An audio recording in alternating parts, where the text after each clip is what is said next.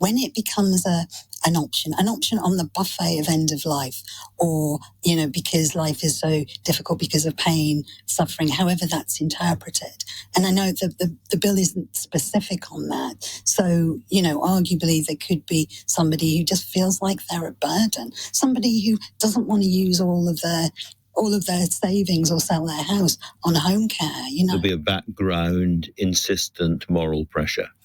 Yeah, there's a lot of talk about coercion, and that's often talked about as an individual coercing someone or pressurizing them. I think we're talking about almost on a state level, on a system level, feeling you've got no choice. A background atmosphere that, frankly, you're not of much value to the rest of us. You should do the decent thing and die. Do the decent thing for your family, for the state, for other people. Why not? And fear, we're afraid. And and why not? We've all, I believe, had experiences of seeing people that we love die unpleasant and difficult deaths. And I think we assume that these bills are going to make that go away.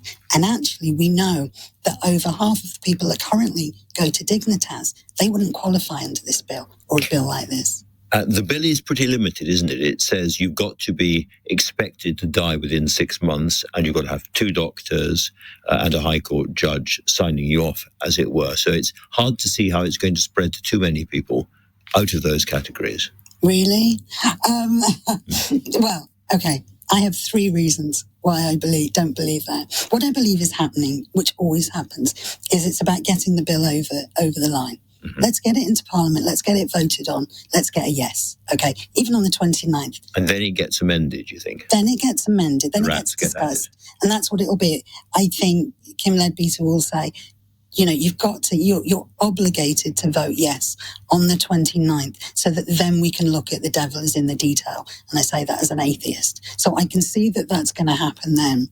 And then it gets very, very hard to say no. Once it's in, the principle of allowing state involvement in the deaths of some people has been proved. And once has been not proved, but allowed. Established. And voted on. Established, thank you. What happens then is it does give the courts some recourse. And that's what will happen. I bet you that... So this will spread? This will absolutely... It will spread as it has in every other country. And it will spread, this is my reason for thinking it will, is that it's an inevitability. You bring in a law that grants rights for some groups of people, it becomes discrimination not to give those rights to others. And indeed, that is what has happened in Canada, as I understand. It's been discrimination laws which have spread the categories of people under their version of this same law. Let me put to you, however, I remember talking to Sue Leith, who was sitting just where you are, talking about her brother who had bone cancer. And she said to me, the trouble with bone cancer is it doesn't kill you. Not until the cancer spreads from inside the bones to other vital organs and eventually does its fell work. Yeah. Meanwhile, you are in absolute agony. He was screaming day after day for a very, very long period of time in huge agony and was desperate to end it. And there was no way that it could be ended for him. People like that, surely they have a very strong human case too for wanting a different system. Well, they're often the stories that we hear that make this really difficult and make it seem that somebody that objects That's why I mentioned it, yes. But, must have, why would you want that? Do you want suffering?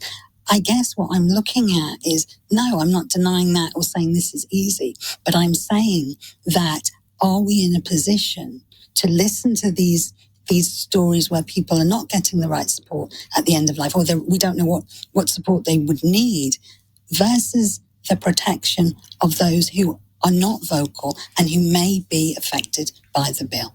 So you would argue that individual tragic cases do not make good general law? Absolutely.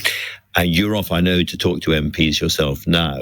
What is your sense of the way things are going? Because I thought this was going to go through, if not easily, at least with a big majority. And I think the opponents, people on your side, seem to be making a bit of progress at the moment.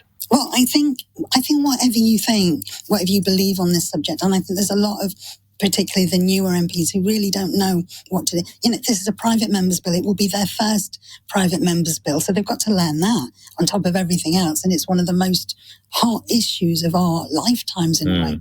and complicated.